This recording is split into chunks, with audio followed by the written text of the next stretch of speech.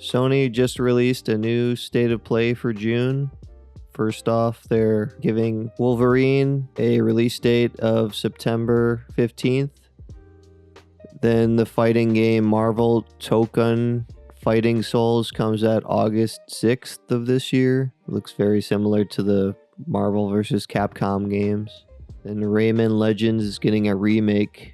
Rayman Legends Retold comes out October 1st. Bancho the Chef is a prequel to Dave the Diver. Looks to be like a cooking mama type game, like a cooking simulator. That one doesn't have a release date, it's just been announced. Gamoire is a new 3-player co-op demon hunting game coming to PS5 next year. Tomb Raider Legacy of Atlantis comes out February 13th of next year. I'm pretty sure it's a modern remake of the first game in the series. The Lost Wild is a new first-person dinosaur survival horror game coming out next year.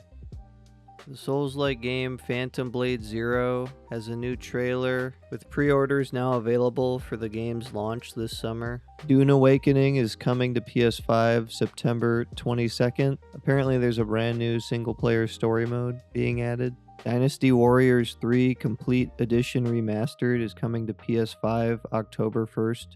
It's a complete remake of the PS2 and original Xbox game that came out in 2001.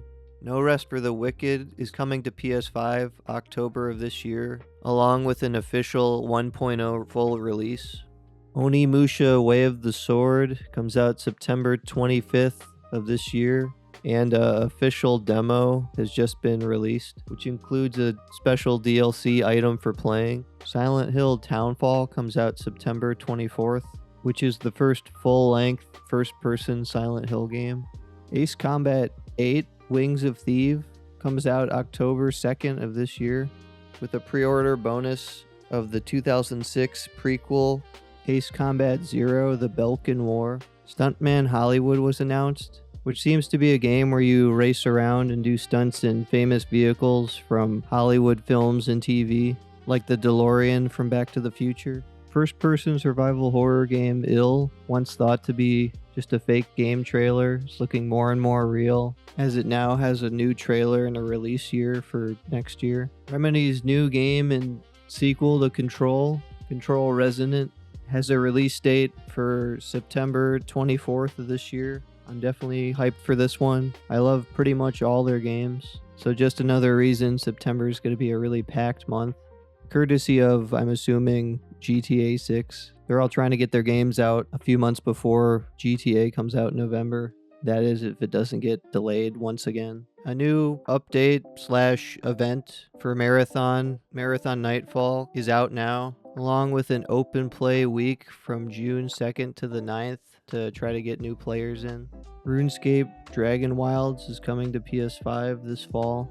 A few classic PlayStation games are coming to the Classics catalog in the next few months, with PS2 classic rhythm game Guitaru Man coming in June, followed by PsyOps The Mindgate Conspiracy coming in July, and another game coming from the back catalog of the Onimusha series, Onimusha Dawn of Dreams, which comes out in August.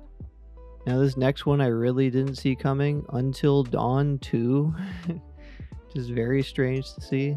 I'm definitely interested in this, but considering the quality of all their games since Until Dawn, I'm not expecting anything that good, but I definitely am interested enough to check it out, so we'll see. Comes out next year.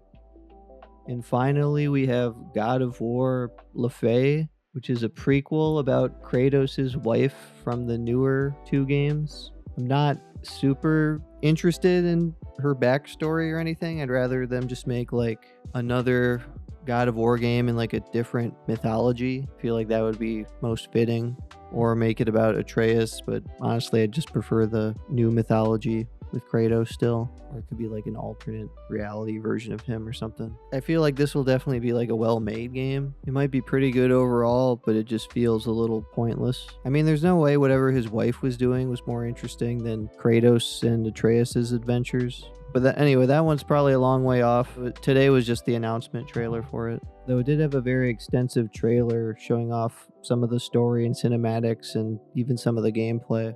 that concludes the June 2026 PlayStation State of Play. There's some cool announcements in there and some cool updates and release dates for games we already knew about. And it was very fun to go over, check out all the different games.